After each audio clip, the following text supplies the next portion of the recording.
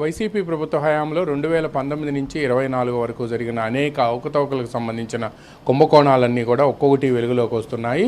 ఇందులో భాగంగానే ఆడుదాం ఆంధ్రాలో పెద్ద ఎత్తున అవినీతి జరిగింది అని చెప్పి అసెంబ్లీలో కూటమి ప్రభుత్వం అధికారంలోకి వచ్చిన తర్వాత కూటమి పక్షాలకు చెందిన అన్ని పార్టీల ఎమ్మెల్యేలు కూడా దీనిపై వెంటనే విచారణ జరపాలి అని చెప్పి కూడా పెద్ద ఎత్తున డిమాండ్ చేశారు. దీనిపై దాదాపుగా సుదీర్ఘ చర్చ జరిగిన తర్వాత వెంటనే దీనిపై విజిలెన్స్ ఎన్ఫోర్స్మెంట్ విచారణ జరిపిస్తామని చెప్పి ఆ రోజే on the floor of the house మంత్రి హామీ ఇచ్చారు.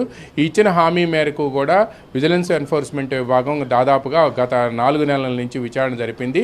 ఈ విచారణలో అనేక కీలక అంశాలు బహిర్గతమయ్యాయి. రేపు మార్నింగ్ ఈ విజిలెన్స్ నివేదికను విజిలెన్స్ విభాగం అధికారులు రాష్ట్ర డీజీపీకి రాష్ట్ర ప్రభుత్వానికి అందించబోతూ ఉన్నారు. ఇందులో దాదాపుగా ఆడుదాం ఆంధ్ర 2023 డిసెంబర్లో అప్పటి వైసీపీ ప్రభుత్వం నిర్వహించింది. ఎన్నికల ముందు నిర్వహించిన ఈ కార్యక్రమం ద్వారా రాజకీయ లబ్ధి పొందాలనే ఆతృతే కానీ నిజంగా క్రీడాకారులను ప్రోత్సహించేందుకు మాత్రం ఈ పోటీలు జరగలేదు అని చెప్పి ప్రాథమికంగా విజిలెన్స్ ఎన్ఫోర్స్మెంట్ విభాగం అభిప్రాయపడింది. దీంతో పాటు మొత్తం 127 కోట్ల రూపాయలు రాష్ట్ర ప్రభుత్వం కేటాయించినప్పటికీ కూడా నిబంధనలకు విరుద్ధంగా కొన్ని జిల్లాల కలెక్టర్లు ఉంటే అప్పట్లో 2023 డిసెంబర్లో పనిచేసిన కొన్ని జిల్లాల కలెక్టర్లు అత్యుత్సాహంగా జిల్లాల్లో ఉండే ఫండ్స్ నుంచి కూడా అదనంగా నిధులు కేటాయించారు. ఇది నిబంధనలకు విరుద్ధము అని చెప్పి ఈ నిధుల కేటాయింపుకి ఫైనాన్స్ డిపార్ట్మెంట్ నుంచి కనీసం ప్రయర్ అప్రూవల్ కూడా తీసుకోలేదు అని కూడా పేర్కొన్నారు. ఇక మూడో అంశం ఏంటంటే మొత్తం 127 కోట్ల రూపాయలు కేటాయిస్తే ఇందులో దాదాపుగా 47 కోట్ల రూపాయల మేరకు కూడా అవినీతి జరిగింది అని చెప్పి విజిలెన్స్ విభాగం ప్రాథమికంగా అభిప్రాయపడినట్టు మనకు సమాచారం అందుతుంది. దీంట్లో నాసిరకం క్రీడా వస్తువులను చేయటమే కాకుండా పబ్లిసిటీ స్టంట్తో ఆ స్టిక్కర్లను కూడా అంటించారు అని కూడా పేర్కొన్నారు.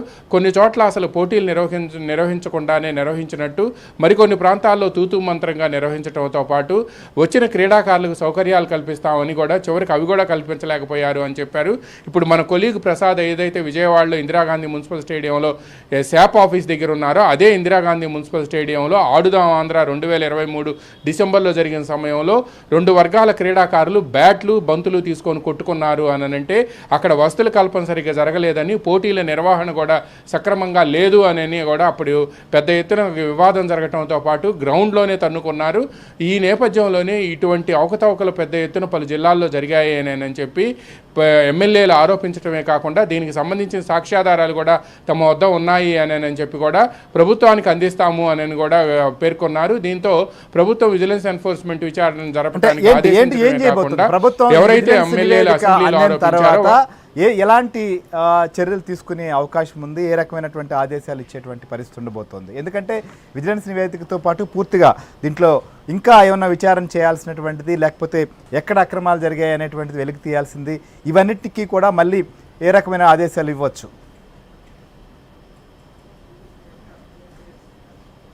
శ్రీహరి, సహజంగా విజిలెన్స్ ఎన్ఫోర్స్మెంట్ విభాగం ఏదైనా ఒక ప్రభుత్వ శాఖలో అవినీతి